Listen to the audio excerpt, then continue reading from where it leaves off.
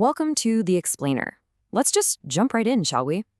Today, we're mapping out the bloody, highly strategic, and, well, surprisingly ironic trajectory of America's absolute most infamous gangster, Al Capone.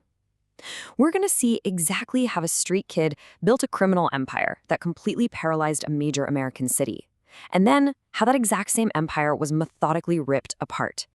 Only Capone kills like that.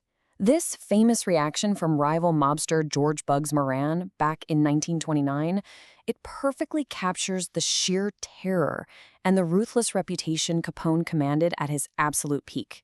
I mean, when violence erupted in Chicago, there was really never any doubt about who was pulling the strings, even if the man himself was hundreds of miles away. But you know what's truly fascinating about this whole story? It's the central irony of his downfall. On one side, you've got the myth, right? This criminal mastermind linked to over 700 murders who seemed totally bulletproof. But the reality? The guy who orchestrated literal machine gun massacres wasn't taken down by a rival gang or some epic cinematic shootout. No, he was defeated by bookkeeping, by government accountants pushing paper. Let's look at exactly how he got there. Section 1. From Brooklyn to Chicago.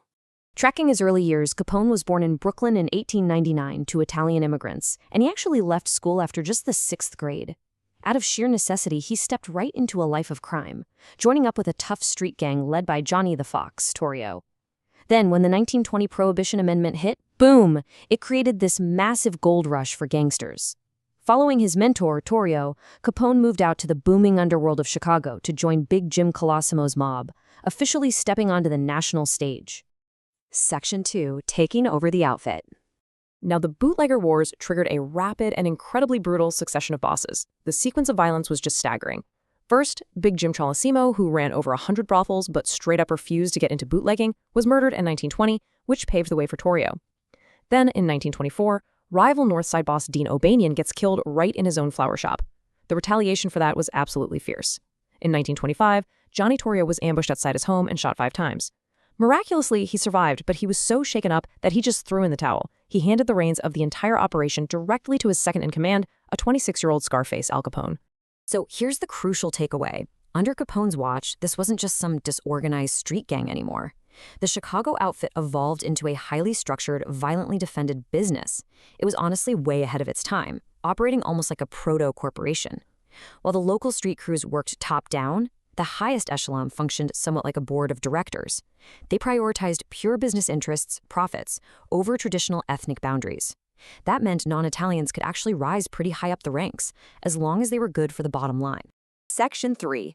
The Prohibition Rackets. I want you to just take a second and wrap your head around this number, $105 million. That was the estimated annual gross income of Capone's Chicago outfit around 1926, at least according to the U.S. Attorney General's office. To put that into perspective for us today, that translates to nearly $2 billion. It's just staggering wealth. Capone heavily diversified his empire to hit those numbers. The lion's share, about $60 million, came from supplying alcohol to over 10,000 speakeasies, but he didn't stop there. He also pulled in $25 million from gambling and another $10 million from vice.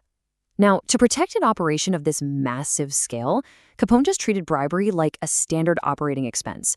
He paid out an estimated $15 million a year to police and public officials just to ensure they looked the other way.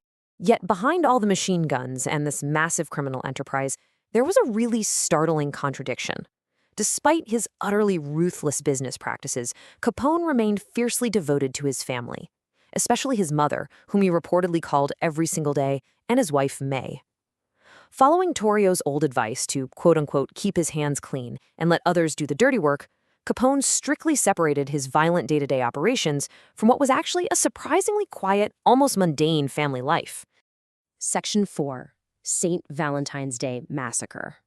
Let's jump ahead to 1929.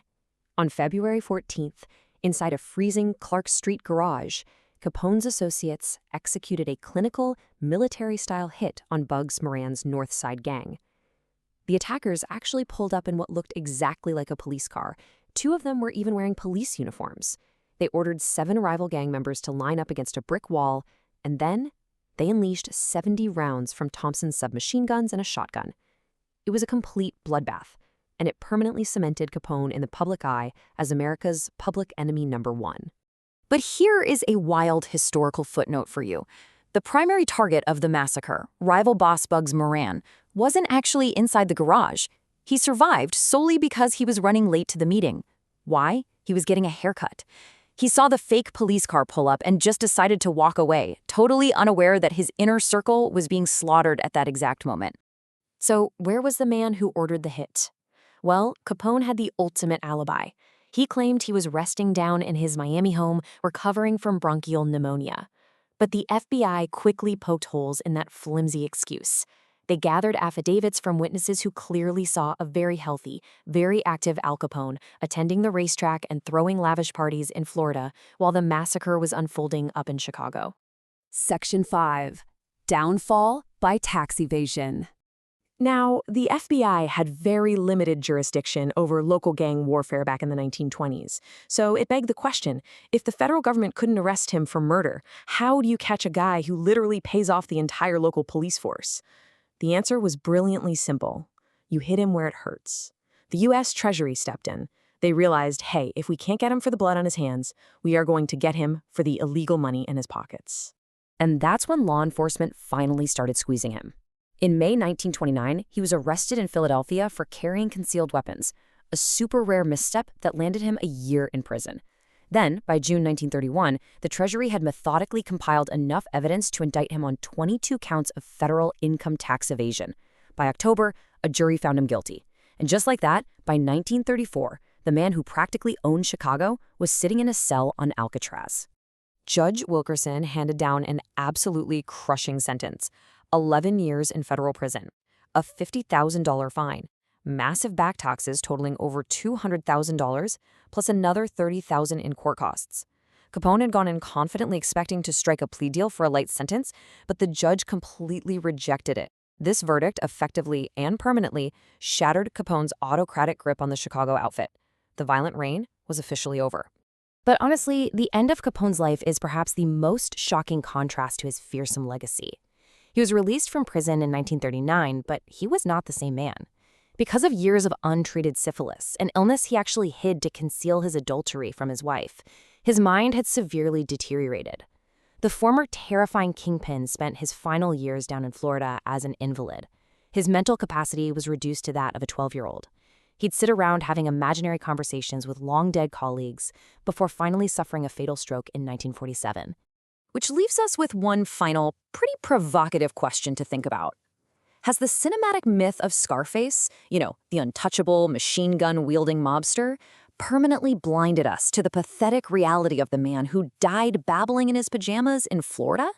It really makes you wonder how our deep obsession with these outlaw legends often completely overshadows the mundane and, frankly, miserable truth of their existence. Thanks so much for joining me for this explainer, and I hope this gave you a whole new perspective on the rise and fall of Al Capone.